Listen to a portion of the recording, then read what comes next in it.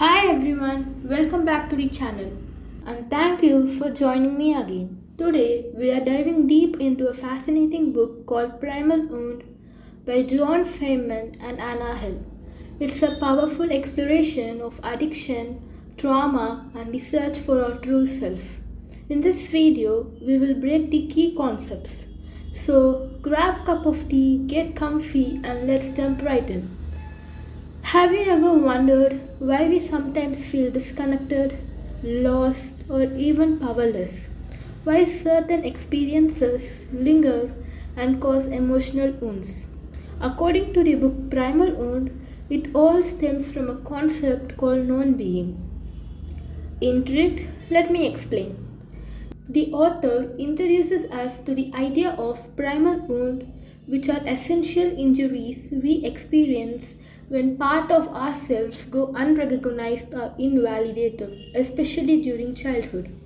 These wounds create a deep sense of non being, making us feel invisible, disconnected, or even ashamed. In this non being, that one often fuels addiction, unhealthy behaviors, and the feeling of being incomplete. Now, this might sound heavy, but stay with me. It's all part of understanding how we can heal and reclaim our sense of self.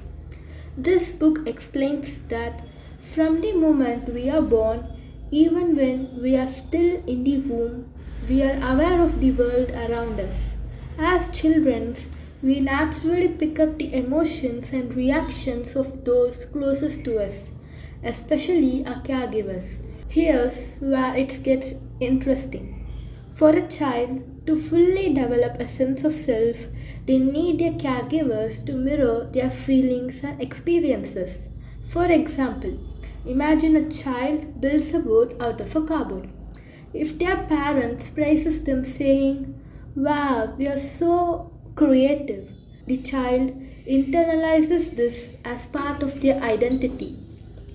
They think, "I am good at thinking and doing creative things. This is who I am."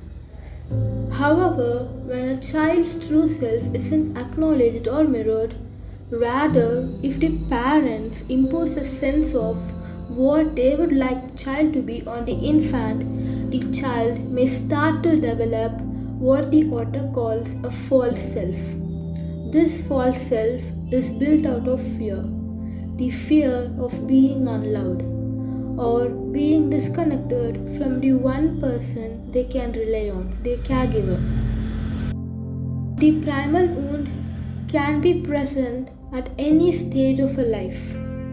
It stays with us, often manifesting in destructive behaviors or emotional struggles like addictions or feeling of worthlessness. Now, here's a key takeaway. The role of the caregivers, especially parents, is crucial in shaping how we see ourselves. But it's not just about parents, friends, teachers, or even a community can act as mirrors that reflect our true selves back to us, helping us feel seen, valued, and whole. But not everyone has this experience. Sometimes, if the caregivers themselves is experiencing the primal wound, that is non being, then the child will also have feelings of non being. Even if the parents appear caring and loving, they may be unable to truly empathize with the child's need because their own wound prevents them from doing so. Only by healing from their primal wound can they create a space for the child to fully express their authentic self. Caregivers may display this sense of non being directly through abuse or violence or indirectly through emotional control, enmeshment, being absorbed in their own thoughts, excessive monitoring, invading privacy, fostering an environment where a child is dependent on the parents, creating blurred boundaries between the parent and the child, where the child lacks privacy and autonomy, being unresponsive to their needs.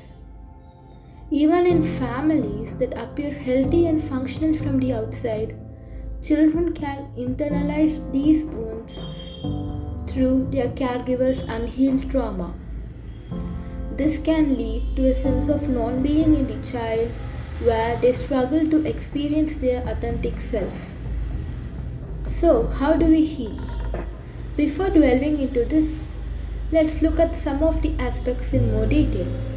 As seen earlier, when someone's true self isn't acknowledged, this leads to what's called primal wounding, causing the person's subconscious to split into two parts, the higher and the lower unconscious. The higher unconscious is shaped by positive feedback from caregivers. For example, a caregiver might tell the child, "You are intelligent," which builds a positive character of self. The higher conscious is where our most positive and life affirming qualities are stored. Here we find feelings of wholeness, aliveness, uniqueness, justice, perfection, and simplicity, and so on. The lower unconscious, on the other hand, is shaped by negative feelings, like being told you are worthless. These negative thoughts hide deep within the lower unconscious. The lower unconscious has feelings like anxiety, emptiness, loss of purpose. To elaborate, our personality can be split into two extremes, the positive and the negative.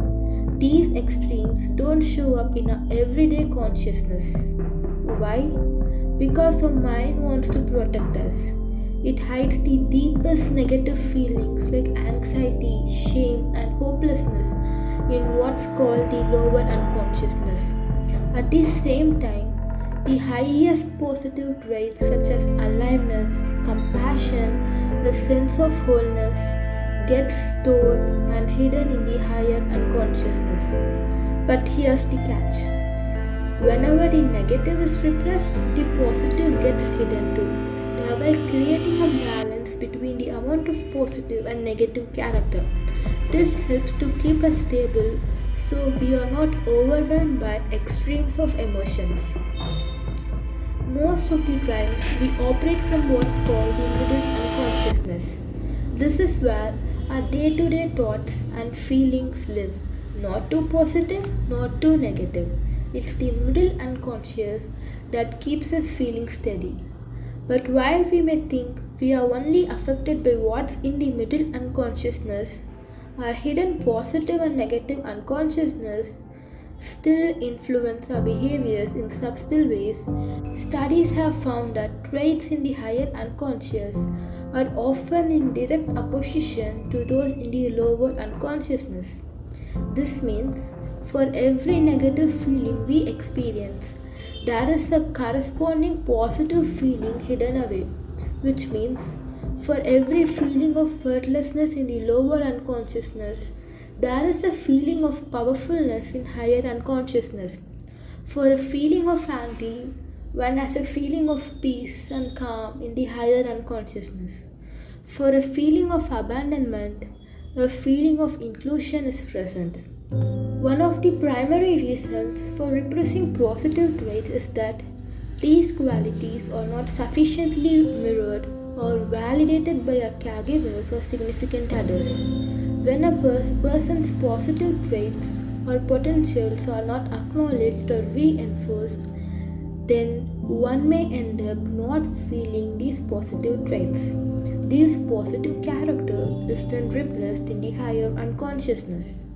It also happens that people doubt or mistrust these supreme and powerful positive characteristics, which are not fantasies but the true potential of the person. Thereby, they suppress the positive character. For example, one may not believe that they are worthy of the goodness, creativity, or freedom that the higher unconsciousness holds. People also project these higher unconsciousness onto others. For instance, someone who feels disconnected from their creative side might seek or admire connection with people who are more expressive. This idealization can happen with anything, a person, a group, an idea, or even a period in our life.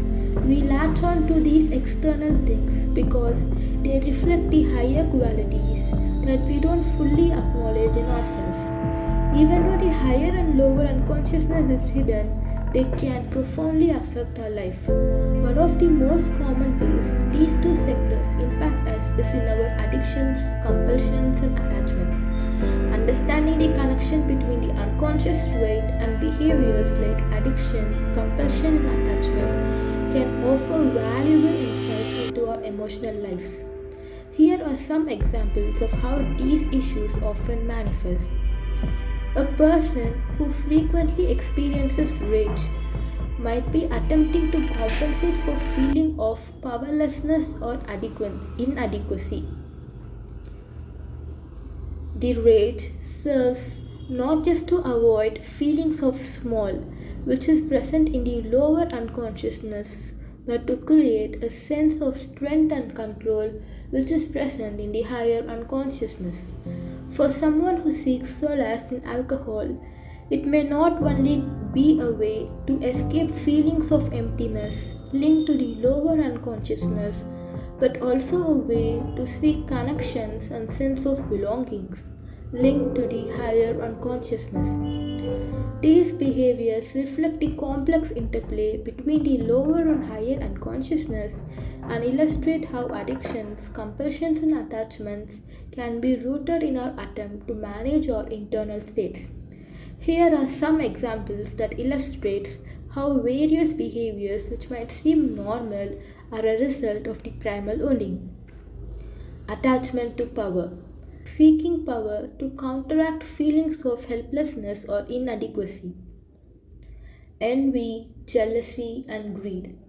Compensating for feelings of lack or inferiority. Antisocial and isolating tendencies. Avoiding social interaction due to feeling of worthlessness or fear of rejection. Seeking revenge. Attempting to gain a sense of control or justice. Religious addictions. Using spirituality to fill a void or to find meaning. Workaholism. Using work to distract from feelings of inadequacy or emptiness. Romantic addictions. Seeking validations and love to counteract feelings of unworthiness. Compulsive overeating or gaming. Using these activities to manage emotional discomfort or a sense of void. Many individuals find themselves caught in a painful cycle. They may turn to addictive behaviors to escape feelings of non-being or emptiness. Initially, these behaviors might provide comfort or a sense of connection, but over time they can lead to feelings of shame and guilt. This in turn perpetuates the cycle of addiction as they seek comfort once again. The painful cycle between the positive and negative experiences often become preferable to the feeling of non-being. People may choose to remain in abusive or unhealthy relationships rather than face the overwhelming. In part 2 of this video, we'll explore the concept of self-realization and how you can fully manifest your true, complete self. If you're interested in discovering practical strategies for achieving emotional balance and well-being, make sure to hit the like and subscribe buttons so you don't miss out on our next video. Have you experienced anything similar or have questions about today's topic? Drop a comment below. I'd love to hear your thoughts and learn together on this journey to self-awareness. Thank you for watching, and I'll see you in the next video.